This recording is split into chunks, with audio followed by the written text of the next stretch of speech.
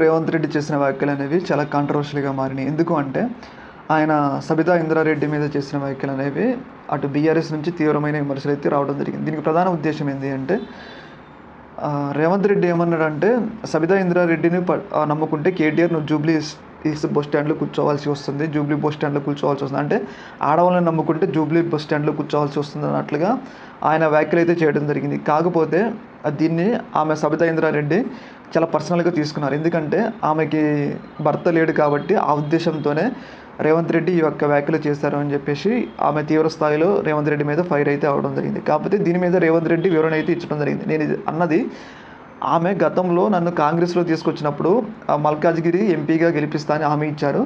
కాకపోతే నన్ను పార్టీలోకి తీసుకొచ్చిన తర్వాత ఆమె బీఆర్ఎస్‌లోకి వెళ్ళిపోయారు అనే ఉద్దేశంతో రేవంత్ రెడ్డి ఆమెను నమ్ముకుంటే మీరు జూబ్లీ హిల్స్ బస్ స్టాండ్‌లో కూర్చోవాల్సి వస్తుందని చెప్పేసి కేటీఆర్‌ని ఉద్దేశించి అనడం అయితే జరిగింది. అంటే ఆమెని పర్సనల్‌గా టార్గెట్ చేయలేదు రేవంత్ రెడ్డి. ఆమెని రాజకీయ పరంగా అయితే టార్గెట్ అయితే చేయడం జరిగింది. కాకపోతే ఆమె పర్సనల్‌గా తీసుకుంది. నాకు భర్త లేడు కాబట్టి ఆయన ఇట్లా అన్నాడు అని చెప్పేసి ఆమె పర్సనల్‌గా తీసుకోవడం అయితే జరిగింది. దీని మీద అటు బీఆర్ఎస్ మరియు కాంగ్రెస్ మధ్య తీవ్రమైన వివాదం అయితే నడిచింది. రేవంత్ రెడ్డి సబితా ఇంద్రారెడ్డికి క్షమాపణ చెప్పాలి అని చెప్పేసి వాళ్ళైతే ప్రధానంగా ప్రొటెస్ట్ అయితే చేయడం జరిగింది.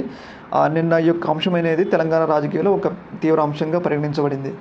అయితే ఈ యొక్క ఎన్టీఆర్ అంశంలో రేవంత్ రెడ్డి సీఎం అయిన తర్వాత ఆయన యొక్క పదజాలం మీద చాలా విమర్శలు అయితే వస్తున్నాయి. ఎందుకంటే ఒక సీఎం స్థాయిలో ఉన్న వ్యక్తి నిరుద్యోగుల మీద ఎలా మాట్లాడాలో తెలవట్లేదు, మహిళల మీద ఎలా మాట్లాడాలో తెలవట్లేదు. ఆయన పీసీసీ ప్రెసిడెంట్గా ఉన్నప్పుడు ఆయన ఎలా మాట్లాడినా చెల్లుబాటు అవుతుంది.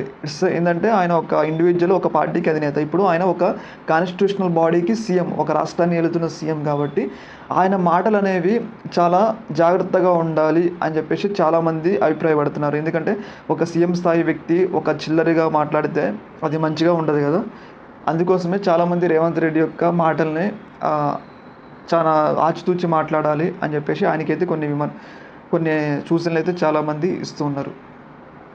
దీని మీద మీ అభిప్రాయం?